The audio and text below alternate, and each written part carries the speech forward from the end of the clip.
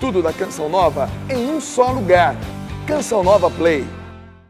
Proclamação do Evangelho de Jesus Cristo segundo Mateus. Glória a vós, Senhor. Naquele tempo, Jesus contou-lhes outra parábola. O reino dos céus é como uma semente de mostarda que um homem pega e semeia no seu campo. Embora ela seja a menor de todas as sementes, quando cresce, fica maior do que as outras plantas e torna-se uma árvore, de modo que os pássaros vêm e fazem ninhos em seus ramos.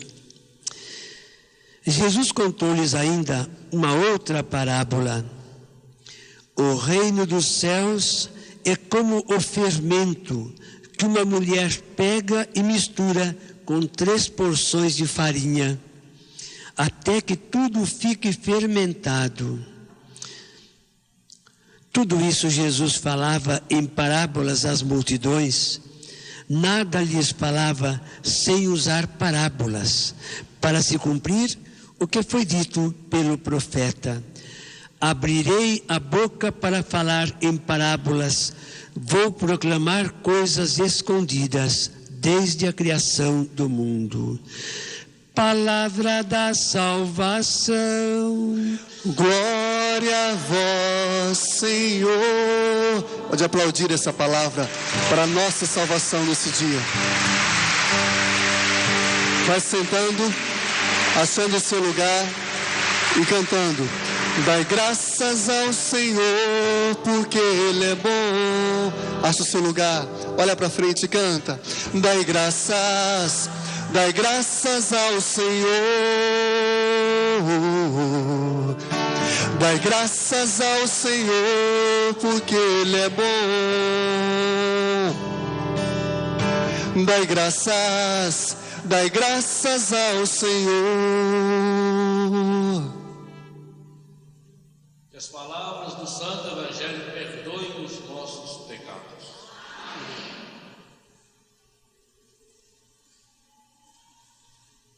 A palavra de Deus, nessa tarde, de modo muito especial, quer nos fazer uma pergunta muito simples.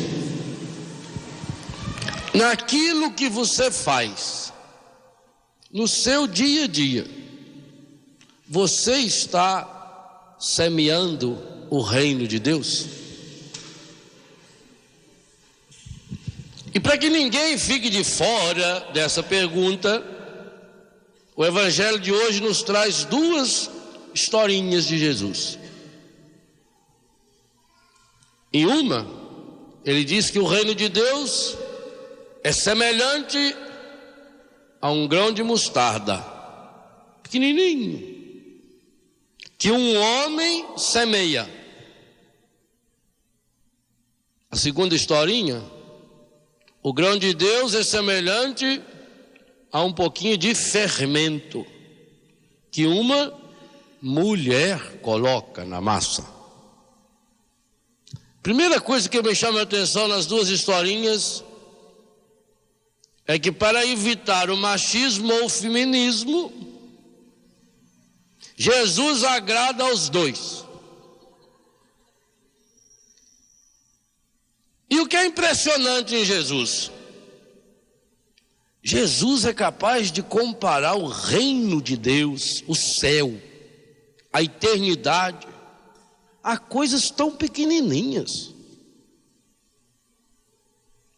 É muito interessante a gente observar, e essa semana toda que passou, e essa semana que estamos agora, lendo o capítulo 13 de Mateus de modo especial, a gente vai percebendo que Jesus nunca comparou o reino dos céus, o céu, a eternidade, a coisas grandes.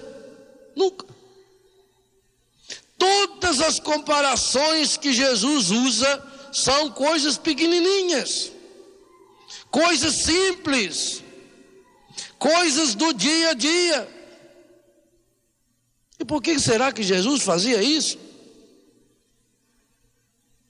Se Ele é o caminho, a verdade e a vida, se Ele é a luz do mundo, se Ele é o próprio Deus feito homem, por que será que Jesus só falava coisas simples? Eu estudei filosofia, eu fiz 4 anos de filosofia, me formei bacharel em filosofia, fiz vários cursos de aprofundamento na filosofia, até pós-graduação. E na filosofia a gente estuda os grandes homens e as grandes mulheres por aquilo que pensaram. E não se estuda Jesus em filosofia. Estuda Aristóteles, Platão, Sócrates. Estuda os ateus, Sartre, Nietzsche, Marx, Feuerbach. Estuda a mulher ateia como Simone de Beauvoir e não estuda Jesus. Porque os filósofos falavam complicado. O filósofo fala palavra difícil. Aristóteles, por exemplo, inventou uma palavra usada até hoje, metafísica. Aquilo que está além da física. A reencarnação para eles era metempsicose. Umas palavras bonitas. Eles estudavam a essência do ser, a imanência e a transcendência. Só para saber as palavras que eles usaram, a gente leva 3 ou 4 dias, com um bom dicionário do lado. E Jesus, que veio ao mundo ensinar o reino, não é estudado na filosofia, nem na filosofia que forma padre. Parece que Jesus não queria ajudar a gente a pensar muito.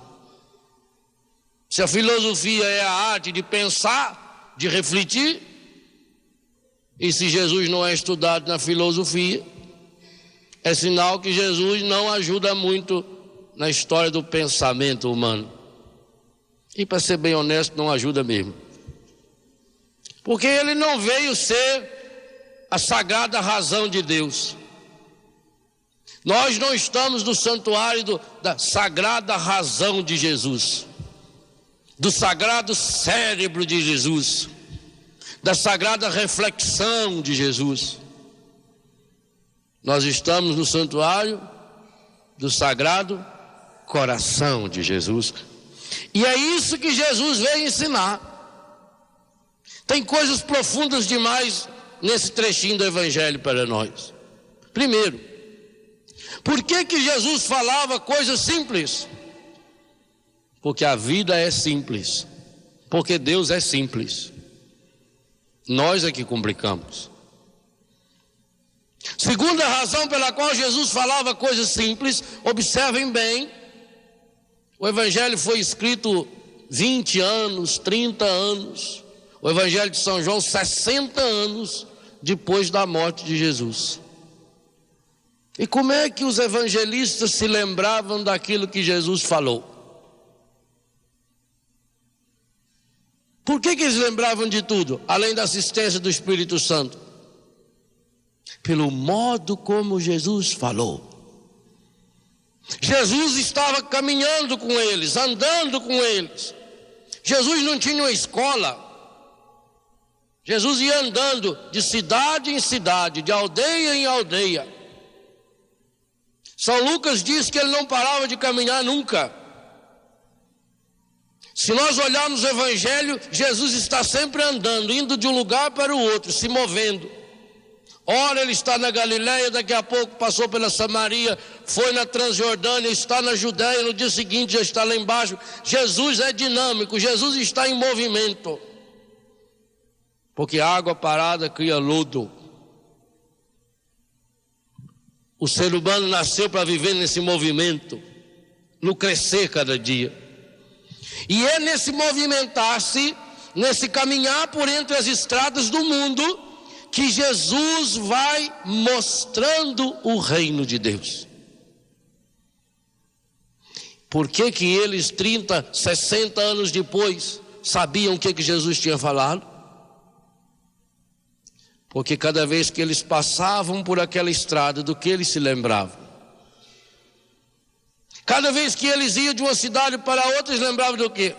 Ah, lembra o que Jesus falou quando nós passamos aqui? É verdade, olha, Jesus falou que o reino é igualzinho a semente da mostarda, e é mesmo. Você vê, planta uma árvore pequenininha, leva 20 anos para crescer. Quem diria? Jesus disse. Lembra dessa árvore aqui, que ela era? Pequenininha. Jesus disse que o reino é assim. Aí eles passavam na beira do lago, tinha um homem pescando. Jesus disse que o reino do céu é como um homem que joga a rede para pescar. Ele estava andando na beira do caminho, chão duro, batido. O reino de Deus é como o semeador que jogou a semente, caiu na beira do caminho. Veio os passarinhos e comeram. Cada vez que ele olhava para o passarinho, ele lembrava de Deus. Jesus gostava demais de passarinho. Muitas vezes Jesus fala dos passarinhos, inclusive hoje, que o reino de Deus é como a semente da mostarda que cresce e vira uma árvore, e os pássaros vêm ali fazer o seu ninho. Em Mateus 6 ele diz: olhai as aves do céu. Em Mateus 13 ele diz que o passarinho vem e come a semente. Imagina então no Brasil que nós temos mais de 7.000 tipos de aves, e algumas com valor absurdo. Uma das revistas dessa semana tem um quadro com animais em extinção no Brasil, e tem lá a fotozinha da ararinha azul, que é vendida no mercado europeu por R$150 mil. Uma arara. Um papagaio da cara roxa custa R$60 mil, ou $60 mil, não sei. Nós temos notícia, por exemplo, de um bom curió, que a pessoa para comprá-lo dá uma casa, dá um carro. O Rivelino, aquele ex-jogador da seleção brasileira, ele tem alguns curiós que valem um automóvel cada um. Talvez essas pessoas estão percebendo o que Jesus falava.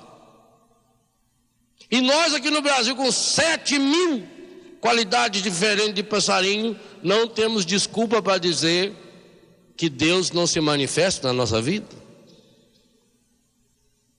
Jesus, por onde andava, ia mostrando: o reino de Deus está aqui. Essa é a primeira coisa que Jesus ensina. O reino de Deus está aqui, você pode enxergá-lo. Segunda coisa que Jesus fala, e isso é um absurdo, filosoficamente falando, é um absurdo. O reino de Deus está naquilo que você faz. Por mais simples e cotidiano que seja, Deus fala com você naquilo que você faz. Você, homem lavrador, que era a profissão mais comum na época. Aliás, Jesus trabalhou todas as profissões da época: o oleiro, o lavrador, o pedreiro, o marceneiro, o pescador, o semeador. Na sua profissão você pode ser canal de Deus. Naquilo que você faz, você pode estar ajudando a construir o reino de Deus, seja o serviço que for, desde que seja um serviço honesto. E quando não é um serviço honesto, também você encontra Deus. Ele falou isso sobre os cobradores de impostos, falou isso sobre os que cobravam as taxas dos impostos, Mateus, Zaqueu, sobre as mulheres que se prostituíam e que deixaram a prostituição. Então, tudo que você faz, se é uma profissão honesta, justa, por mais simples que seja, você está ajudando a construir o reino. E se for uma coisa errada, basta se converter que você constrói o reino. Aquele menino que se afastou do pai, Ele encontrou Deus quando foi cuidar dos porcos. No porco ele viu Deus, o convite para voltar para Deus. Então não existe nenhuma desculpa para dizer que eu não vejo Deus, como a primeira leitura nos diz, que aquele povo de cabeça dura, quando Moisés foi no monte e ficou lá 40 dias e 40 noites em oração, logo eles já construíram para si um bezerro de ouro. Jesus está dizendo que o reino de Deus é construído por você, mulher. Aqui ele cita a mulher que faz o pão. A gente não vê o fermento. E é bom que não veja, porque se você sentir o gosto do fermento no pão, é sinal que o fermento não está bom. O fermento tem um gosto ruim. Põe ele na boca para ver. Amargo, azedo. Fermento é feito com coisa estragada. Coisa azeda. Aí você pega, faz a massa, pega o trigo, põe um ovo junto, mistura bem lá com água, um pouquinho de sal e depois põe um pouquinho de fermento. Aí cobre com um pano e deixa descansar. Eu fazia pão no noviciado, olha. Sou da roça. Pronto. Qual é mais fácil que tem fazer pão? Não é fácil fazer pão? É fácil. Se você não tiver fermento, não tem problema. Guarda um pouquinho da massa de hoje, para amanhã usa aquela que dá do mesmo jeito. Ela fermenta por si. Usa a própria massa fermentada e faz fermento com ela. Assim que se faz o queijo também, com coalho, coisa estragada. Eu sou mineiro. Mineiro ensina você a achar Deus até no que não presta. Mineiro pega um ovo quebrado, o leite azedo, vira queijo. O polvilho azedo, mistura os três, põe no forno, sai pão de queijo. Pão de queijo é feito com leite estragado, polvilho azedo e ovo quebrado. E é uma delícia. Para mostrar para nós que não interessa a situação da sua vida, pode estar tudo errado. Se você colocar no forno, que é o coração de Jesus, fornalha dentro de caridade, vira coisa boa. Até um relógio parado, ele marca a hora certa 2 vezes no dia. Não marca? Ele estragou e parou lá 1h10. Quando for 1h10 da tarde, 1h10 da manhã, ele está certinho. 365 dias por ano, dá 700 e tantas vezes. Num ano ele marcou a hora certa. 10 anos, 7.000 e tantas vezes. 30 anos, quase 24.000 vezes ele marcou a hora certa. 30 anos, 20 e tantas mil vezes. Tem gente aí que com 30 anos não acertou nada na vida ainda. Não vale um relógio estragado na parede, olha. Por quê? Porque não deixa vir à tona Deus que está semeando aí dentro. Aquilo que eu faço, como eu faço, eu estou ajudando a construir o reino de Deus. Nós não temos desculpa. Aliás, São Paulo diz isso de forma muito clara na carta aos Romanos. O ser humano não tem desculpa. Vai para o inferno porque quer. Porque se ele quiser, ele encontra Deus em cada coisa da sua vida. Deus se revela em cada coisa criada. Quando que você podia pensar que colocando fermento na massa para fazer um bolo, para fazer um pão, você foi comparada por Jesus? Jesus, quando olha a senhora ou o senhor fazendo um pão, fazendo um bolo, ele lembra de Deus. E você lembra do quê? Às vezes não lembra nem que com o pão dá de consagrar e ele vira Jesus. Porque está fazendo aquele serviço com má vontade, com raiva, xingando, maldizendo o dia. Porque nessa casa só eu que trabalho, só eu que faço aquilo, ninguém faz nada dessa sujeirama. Você está sendo sinal de outra coisa. Tem gente que, se você observar o que a pessoa está fazendo, você não lembra de Deus de jeito maneira. Lembra do encardido. Jesus desce Deus muito pertinho de nós.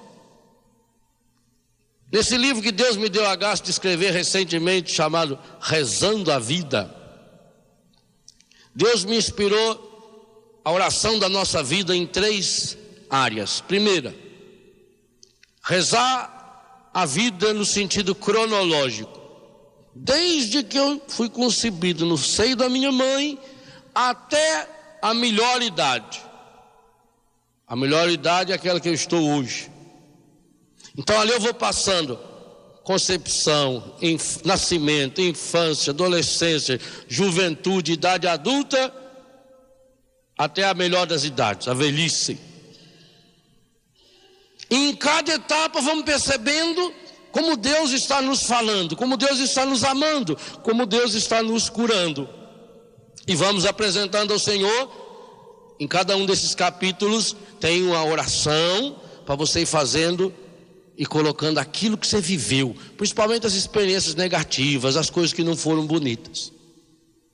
E aí eu percebi uma coisa bonita. Quando tinha concluído a oração, eu resolvi escolher salmos para colocar em cada uma delas.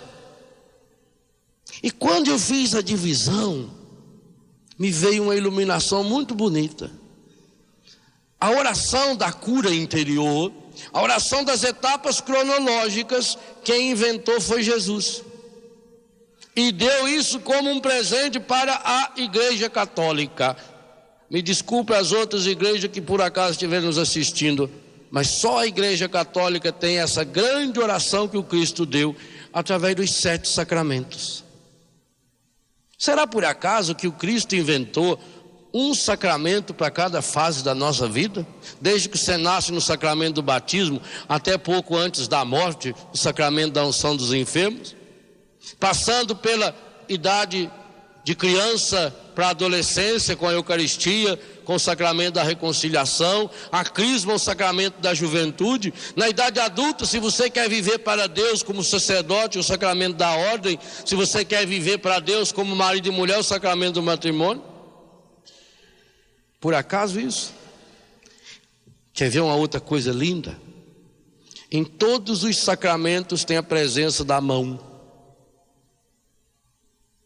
A mão humana, e o 2º capítulo do livro fala da oração do meu corpo. Cada parte do meu corpo reza, desde o meu cabelo até meu pé. A Bíblia tem vários textos, e lá no livro eu selecionei muitos deles, que fala do meu cabelo, da minha cabeça, do meu olho, do meu ouvido, do meu nariz, da boca, do coração, das entranhas, dos intestinos, dos braços, das pernas, do pé, do joelho. E há um capítulo especial sobre a mão.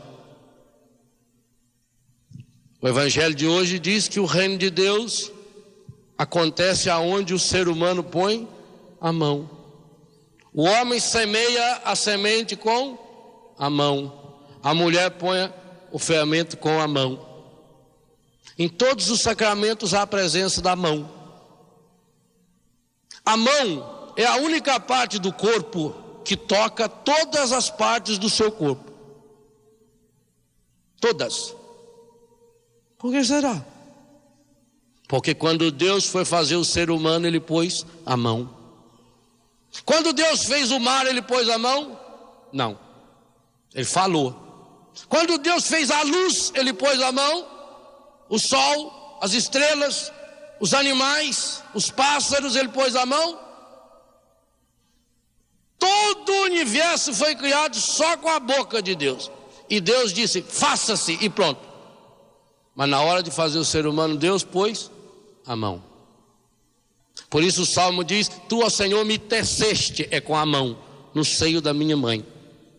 O útero materno é o lugar onde Deus põe a mão. Por isso que o aborto é um pecado terrível e medonho, porque aonde o encardido pôs a mão também é através do aborto. Ele quer sempre copiar Deus. Então nessa oração cronológica, os sacramentos nos mostram a presença da mão.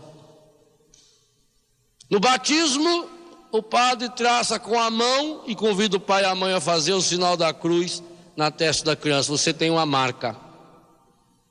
É com a mão que o sacerdote unge depois o peito da criança, pedindo que o Cristo Salvador vos dê a sua força, que ela penetre em sua vida como esse óleo em vosso peito. E depois unge a testinha.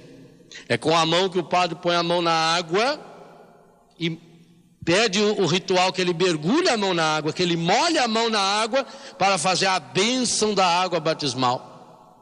Essa água que depois ele com a mão vai derramar sobre a cabeça da criança.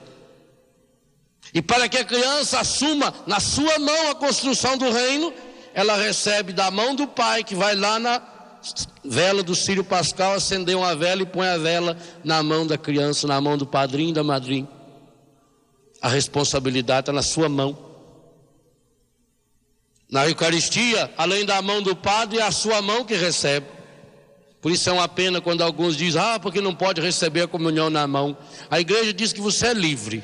O Papa diz que você é livre, você escolhe, na boca ou na mão. É uma pena que muitas pessoas não recebam na mão, porque a mão humana é o grande símbolo da criação de Deus. Por isso que está na nossa mão a impressão digital, a marca, o DNA, a marca de que você é de Deus, que você é único, está na sua mão. Nós estamos na mão de Deus. Por isso que a mão humana não tem nenhum instrumento no mundo que é capaz de reproduzir os 54 movimentos diferentes que ela faz. Tem máquina que reproduz o olho, o ouvido, a perna, o coração. A mão não. Inclusive, o único implante feito de mão, até hoje na história só tem um caso, assim mesmo foi rejeitado. Há uma marca especial. Então na Eucaristia você recebe a comunhão na sua mão. E deverá sempre recebê-la na mão esquerda, bem aberta, não faz concha e também não vai com a mão assim pegar, porque a Eucaristia não é alguma coisa que você pega, é Deus que você recebe. Então você pega a sua mão esquerda, abre bem, na altura do coração, bota a mão direita por baixo, para formar aqui um altar. Você vem para receber Jesus com as mãos assim, você está fazendo um altar para receber Jesus. E aí quando você recebe Jesus na sua mão, então respeitosamente coloque na sua boca. Você é chamado a construir o reino de Deus com a sua mão. Na confissão, o sacerdote estende a mão na sua direção para dar absolvição dos pecados. Na Eucaristia, o sacerdote impõe as mãos suplicando a presença do Espírito Santo. Toma nas mãos, como Jesus fez, o pão e o vinho. E depois lava as mãos. Aliás, é bom aproveitar uma missa na televisão para lembrar que os ministros da Eucaristia não devem lavar a mão ali naquela água que está, porque aquela água ali não é para lavar a mão de sujeira. Ali é o sacerdote que preside, que naquele momento, diante da comunidade toda, ele reconhece que ele é pecador. E o lavar as mãos ali não é no sentido de higiene. O lavar as mãos ali é no sentido de purificação espiritual. É o padre que se coloca como homem fraco que ele é o padre se confessando diante da comunidade. O ministro da comunhão lave a mão antes da missa e procure não sujá-la até na hora da comunhão. E não ir lá lavar, aquilo lá é purificação. Pode ver que se tiver 10 padres concelebrando, só lava a mão do padre que está presidindo. Porque ali ele está representando todos, inclusive os demais padres que estiverem se concelebrando com ele.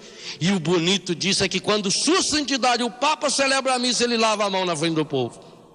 O Papa se confessa diante do povo, dizendo: eu sou fraco. É esse o sentido de lavar a mão. E não no sentido de higiene. Em quase todo lugar do Brasil, hoje a gente vê na hora da comunhão, os ministros vêm em fila e começam a lavar a mão ali. Isso está errado, não sei quem inventou. Mas perde-se o sentido por uma bobagem. Acho que é muito respeito. Isso aí não é muito respeito, isso é bobagem. O grande sentido desse lavar as mãos é purificar. Senhor, quem entrará no santuário para te louvar? Quem tem as mãos limpas. É nesse sentido, não é no sentido de sujeira.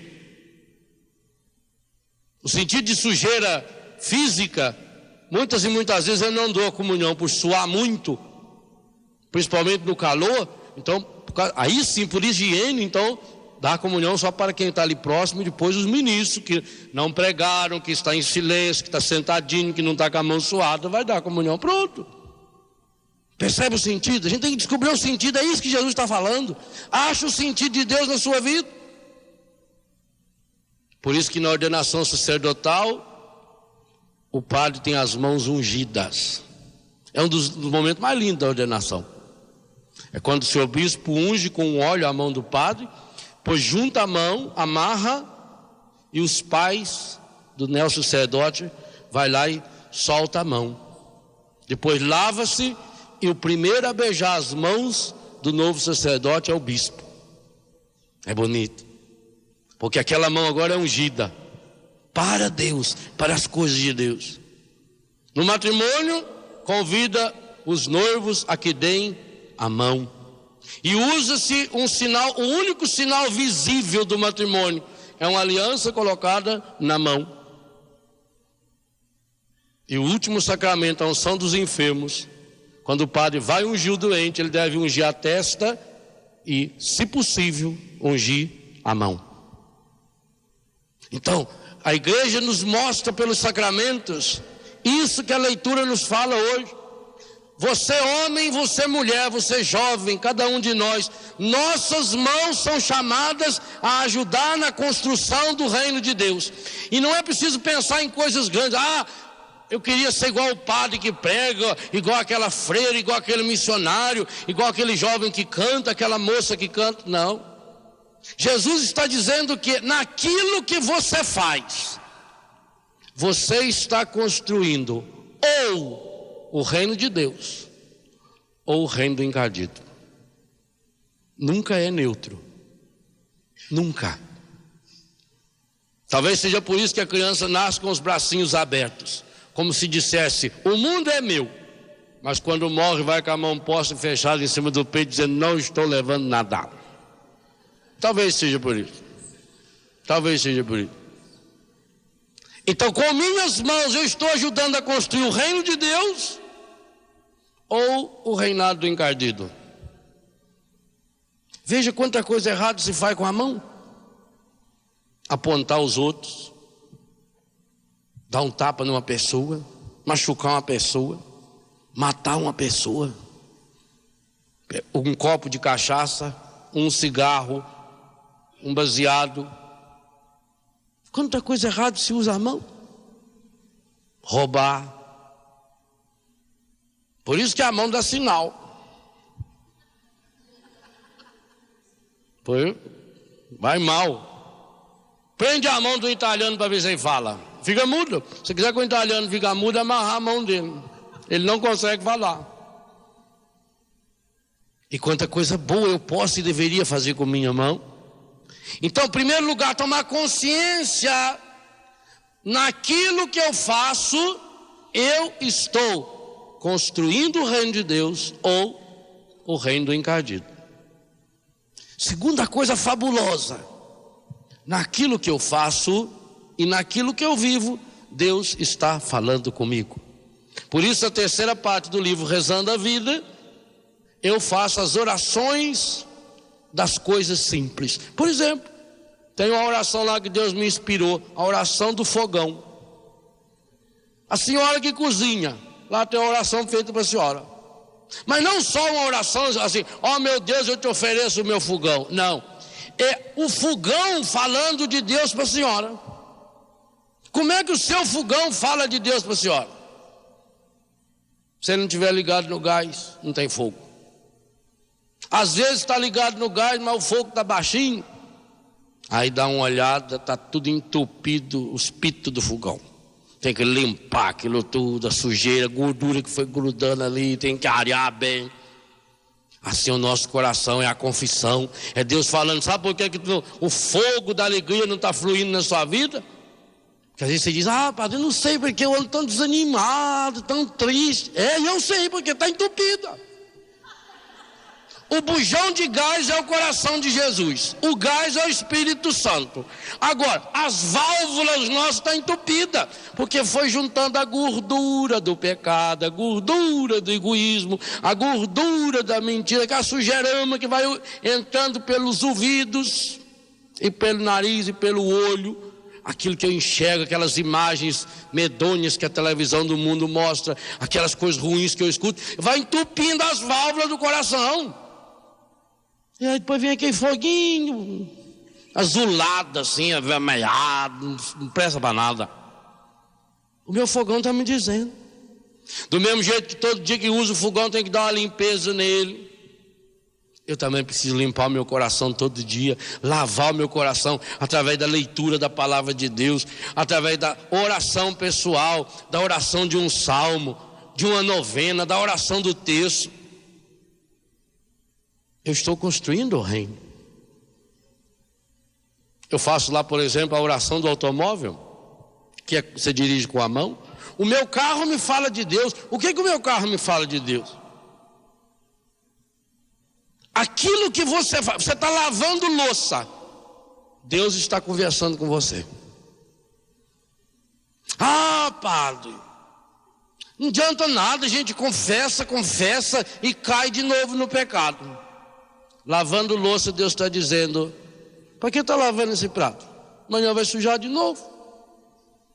Não devia lavar. Não é comida que põe nele? Põe o nome dos filhos embaixo. Cada um usa, só depois guarda no armário, pronto. Não deixa ninguém usar, não deixa sentar mosquito nele. Não tem sujeira, foi comida ali dentro. Para que lavar? Um desperdício. Não é? E por que tem que lavar? Só que a comida azeda, gruda, vai ficando uma coisa medonha. Por que nas coisas materiais eu confesso lavar o prato, mas o meu coração eu não lavo? Vou deixando, vai grudando aquela tranqueira no meu coração. É uma mágoa do marido, é uma mágoa da mulher, é uma palavra que o filho falou, é uma coisinha que a vizinha disse. E o meu coração vai sendo aquela coisa grudenta. Eu não lavo. Para quê? Vou cair de novo no pecado? Para que confessar? O que adianta rezar? A gente reza, depois tudo está do mesmo jeito. Cada vez que a senhora vai fazer comida, a senhora tem que fazer como se fosse a única vez. Pela primeira vez e pela última. Para a gente tomar consciência de que a gente está construindo o reino, cada coisa que a gente faz, a gente devia fazer assim, como se fosse a primeira e como se fosse a última vez que eu estou fazendo. Deus está conversando comigo, Deus está me falando. Está passando roupa, Deus está lhe falando. Se o ferro não estiver quente. E pode ver lá que o ferro tem aqueles númerozinhos lá assim. Se é uma roupa de algodão, põe ali no 4, no 5. Se é seda, tem que vir para o 3. Se for um linho, tem que ir lá para o 7, para o 8. O ferro tem que estar bem quente. Assim também minha vida. Há momentos em que eu preciso intensificar a minha vida de oração. Há momentos que as coisas vão tão mal. O pano da minha vida está tão amarrotado que eu preciso da temperatura máxima do ferro. Eu preciso encher ele de água para sair bastante vapor e pôr ele lá no 7, 8. E às vezes eu tenho que passar e repassar e chifrar aquela água ali, o vaporzinho em cima e ir de novo e olhar. Porque minha vida está assim. Então é aquela hora que eu preciso de rezar mais. Eu preciso dobrar mais o joelho no chão. Preciso buscar mais a força espiritual. Eu não posso entregar os pontos. Ah, que adianta eu passar essa calça aqui, porque o meu marido vai usar, já vai amarrotar mesmo. Está vendo que Deus fala através de coisas simples para nós? A gente fica buscando Deus igualzinho à primeira leitura. O bezerro de ouro. Uma coisa longe, puseram lá em cima um bezerrão, aí ficava fazendo assim para o bezerro lá. É o Deus da nova era, é esse bezerro que está aí até hoje. De ouro, quer dizer, eu pego a coisa mais preciosa que eu tenho e jogo para um Deus que não me questiona. Jesus não vem falar de um Deus que está longe, ele está dizendo que Deus está perto. Deus está na sua casa. Deus está na sua cozinha. Deus está no seu banheiro. Você está tomando banho ou fazendo qualquer outra necessidade fisiológica. Deus está. E Jesus usou isso para falar de Deus. Sim, Jesus diz: o mal não é o que entra pela boca, o que entra pela boca vai para o estômago, depois para o intestino e vai para o banheiro. O mal é o que sai do coração, é do coração que vem a maldade, a mentira, o desamor, o ódio. minha vida está em Deus, Deus está falando comigo, Deus está gritando comigo, mas nós só damos ouvidos para o encadido. Jesus, por onde ia passando, ele ia pichando o reino de Deus. A gente entra num santuário desse, santuário é maravilhoso. Você podia ficar 5, 10 minutos no mínimo em cada uma dessas pequenas capelas, contemplando a beleza das pinturas, de cada detalhe. Olha, o dia que você não estiver bem, você está triste, você está aperreado, vem sozinho aqui nesse santuário, para diante de uma pintura dessa e fica olhando, imaginando e mergulhando na cena e vendo a beleza. Cada pedacinho desse e por que é tão lindo? Está tentando refletir o céu. Por que capricha numa igreja? Porque o melhor é para Deus. Então tenta se refletir o céu. Tenta, coração de Jesus se revelando para Santa Maria Margarida, ou Santa Margarida Maria. É Ele falando do amor. Então eu estou vendo sinais de Deus. Mas eu posso também abrir a porta da igreja, sentar ali na rua e começar a ver sinal do mundo. Num pobre que não tem comida, num molequinho que sai correndo e rouba alguém, ou ali na esquina num boteco alguém bebendo, ou ali atrás alguém se prostituindo. Escolha. É muito fácil dizer aonde o reino de Deus acontece longe de nós. Jesus está nos dando um compromisso. Você, com as suas mãos, precisa ajudar a construir o reino de Deus. Como uma mulher que põe um pouco de fermento no pão e a massa cresce. No frio, precisa pôr mais fermento. Às vezes custa mais a crescer. Demora no frio para crescer, você tem que fechar lá para não entrar vento, tem que cobrir com um pano maior, senão não cresce. E põe ele no forno sem crescer, fica aquele pãozinho rugado, feio, não fica gostoso, mas você põe a mesma coisa lá dentro.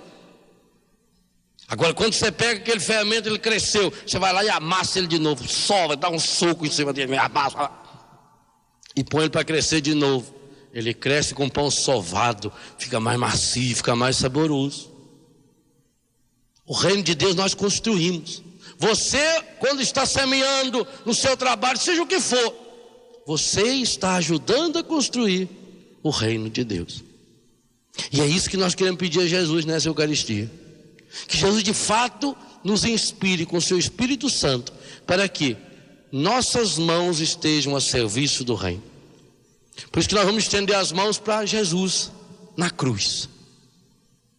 O Cristo de braços abertos na cruz para abraçar a humanidade. E depois nós vamos acolher essa água benta que o Padre Guedes vai jogar sobre nós, recordando o nosso batismo, para nos dizer que Deus está nos lavando, nos restaurando, nos purificando, para que sejamos construtores do reino de Deus. Por isso eu queria convidar você hoje a começar essa oração olhando para as suas mãos. Que você agora não olhasse mais no padre, que você olhasse na palma da sua mão, você em casa também, você que está no computador, pela internet, você que está pelo canal 35 TV a cabo em Portugal e através desse canal em outros países da Europa, você que está nos acompanhando em cada recanto do Brasil, eu convido você agora a olhar para a palma da sua mão e com toda honestidade louvar, bendizer e glorificar o Senhor, porque Ele chamou você para ajudar a construir o reino. Esse Deus que nos criou, nos chamou a que com Ele fôssemos parceiros da criação. Quanta coisa bonita podemos fazer com nossas mãos. Queremos pedir perdão, a cura e a libertação hoje, por todo o mal que já fizemos com nossas mãos. Mãos fechadas, mãos egoístas, que não se abrem para o irmão, mãos fechadas daqueles que só pensam em si, mãos orgulhosas de pessoas que acham que não precisam de Deus e por isso apontam os erros dos outros, mãos caluniadoras, mãos cheias de ódio, sujas do desamor, da fofoca, da calúnia, que vai afastando os irmãos e vai afastando-se de Deus. Queremos pedir ao Senhor que purifique hoje nossas mãos, todas as vezes que estivemos com essas mãos agarrados aos bens materiais, gastando nossas energias, nossos trabalhos na construção de reinos de pecado e de desamor. Cada vez que enfiamos a mão no nosso bolso ou na bolsa e tiramos algum dinheiro e gastamos esse dinheiro com o pecado, e investimos o nosso dinheiro e o nosso trabalho no pecado, no erro. Queremos pedir perdão e misericórdia ao Senhor por todas as vezes que usamos nossas mãos para o mal, no uso de uma droga, do alcoolismo. Quando não soubemos controlar nossas mãos e comemos demais e pecamos pela gula.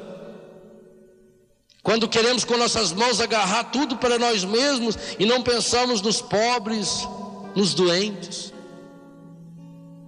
Senhor Jesus, que tocou com suas mãos em tantos doentes e todos eles foram curados, toque agora com nossas mãos e através delas nas doenças do coração humano que nasceram de modo especial, provocadas por mãos fechadas, mãos que não amam, mãos que não têm mais a capacidade de acariciar um filho, mãos de maridos e de mulheres que, apesar da aliança ou tirando a aliança muitas e muitas vezes, não refletem mais o amor. Vem, Senhor, curar hoje através das mãos, a mão de cada marido infiel, de cada marido que não tem tempo para acariciar, para agradecer a sua esposa, para fazer um carinho nos seus filhos, de cada mãe que muitas e muitas vezes estão atarefadas em não fazer nada, não tem tempo de com suas mãos fazer um carinho, um agrado num filho. Santifica, Senhor, as mãos em cada coisa que fazemos, desde o serviço mais simples, como limpar uma casa. Cada vez que pegarmos uma vassoura, num pano para limpar uma casa, num bombril ou numa esponja para limpar uma panela, que a gente se converta cada vez mais, Senhor, para limpar também o nosso coração, para limpar o mundo das sujeiras que o pecado foi deixando. Cada vez que abrimos nossas mãos para o trabalho, Senhor, nós te suplicamos que estejamos de fato construindo o teu reino, acariciando o teu reino, semeando o teu reino. Dá-nos, Senhor, a graça de colocar nossa mão na massa, de sermos um fermento nessa massa, de colocar nossa mão a serviço da construção do mundo. Perdão, Senhor, por todas as vezes que não usamos nossas mãos para acolher as pessoas, para partilhar com os pobres, porque fechadas demais em nós mesmos, preocupados com a gente mesmo, querendo pegar tudo e o máximo possível, não partilhamos a vida. Senhor, quantas e quantas vezes nós já estendemos nossas mãos para recebê-lo na Eucaristia, mas vivemos uma Eucaristia sem compromisso. Comungamos, mas não amamos. Quantas vezes, Senhor, nós já cruzamos e rezamos colocando nossas mãos postas, mas depois não vivemos a nossa oração porque não soubemos abrir as mãos para acolher e servir.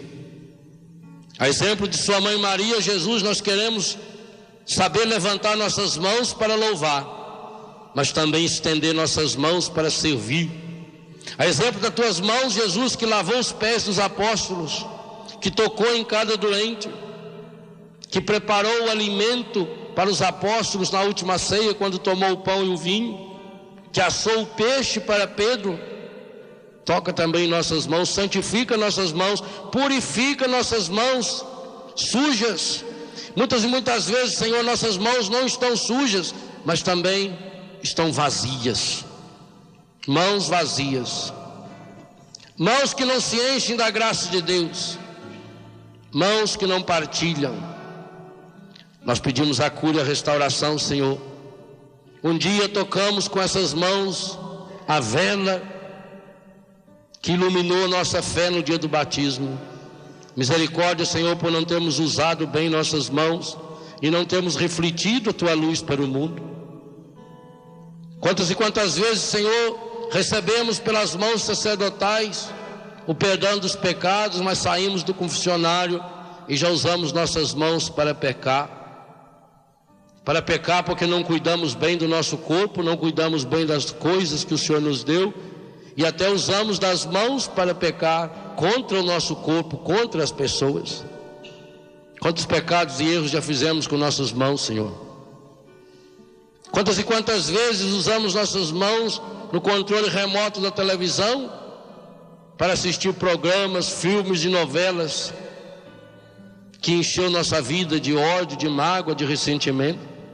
Quantas e quantas vezes já aumentamos o volume do rádio para ouvir músicas pecaminosas, maliciosas, e não abaixamos esse volume para ouvir-te, para ouvir aquela pessoa que está do nosso lado?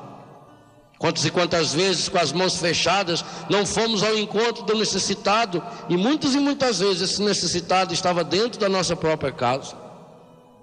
Senhor, nós queremos nessa tarde consagrá-lo em nossas mãos. Queremos que nossas mãos sejam como as mãos dessa mulher e desse homem do Evangelho. Queremos semear Teu reino por onde passarmos, mesmo que a gente não enxergue, porque se falasses para uma pessoa que não sabe que dentro da semente está escondida uma árvore imensa, ela não acreditaria. Mas queremos semear o Teu reino mesmo quando a gente não enxerga. Queremos colocar nossas mãos a serviço da fermentação do Teu reino para o mundo que precisa tanto. Por isso nós agora, Senhor, estendemos nossas mãos na direção da imagem do crucificado. Quando vemos que o Cristo, para fazer chegar o céu até nós, não apenas o mostrou com suas mãos, não apenas o apontou, mas foi capaz de deixar-se transpassar por um cravo as suas santas mãos, e estendendo as mãos para o seu coração, da onde sai o sangue e água, nós suplicamos que agora, através dessa água benta que nos é aspergida, possamos reassumir o nosso batismo e pedir: lava, Senhor, purifica nossas mãos, santifica nossas mãos, Senhor, renova e restaura nossas mãos, Senhor, para que sejamos construtores do Teu reino. Sim, Senhor, com Teu amor te suplicamos.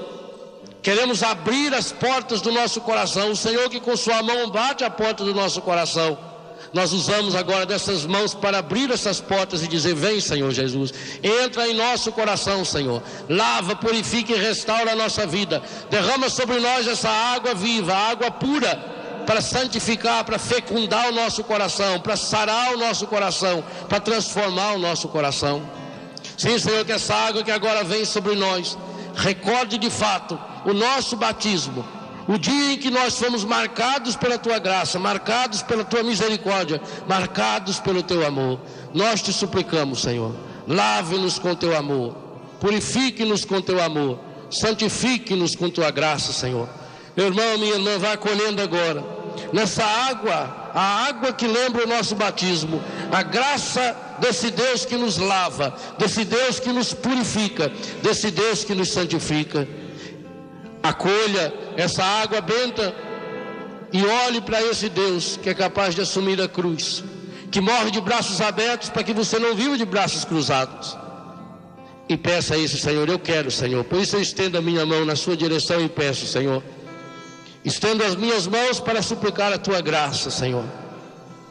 Estendo as minhas mãos para louvar-te, meu Senhor. Mas também quero estender minhas mãos para servir o irmão que passa. E quero estender minhas mãos para demonstrar o Teu amor, Senhor. Estenda as mãos, Senhor, nessa tarde para receber-te em comunhão. Estenda as mãos, Senhor, para orar por meu irmão, para interceder por ele, para suplicar por ele. Estenda as mãos, Senhor, para servir a esse irmão que está passando. Estenda as mãos, Senhor, para demonstrar o Teu poder.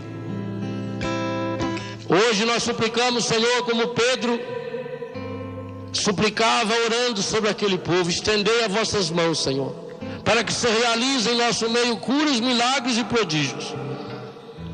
Como Moisés, que estendeu suas mãos sobre o mar e o mar se abriu e o povo atravessou. Hoje também, Senhor, estendemos nossas mãos através dessa água pura, dessa água benta, dessa água que santifica e que lava, dessa água que restaura, e suplicamos a graça da restauração, da cura, da libertação, da transformação de nossa vida.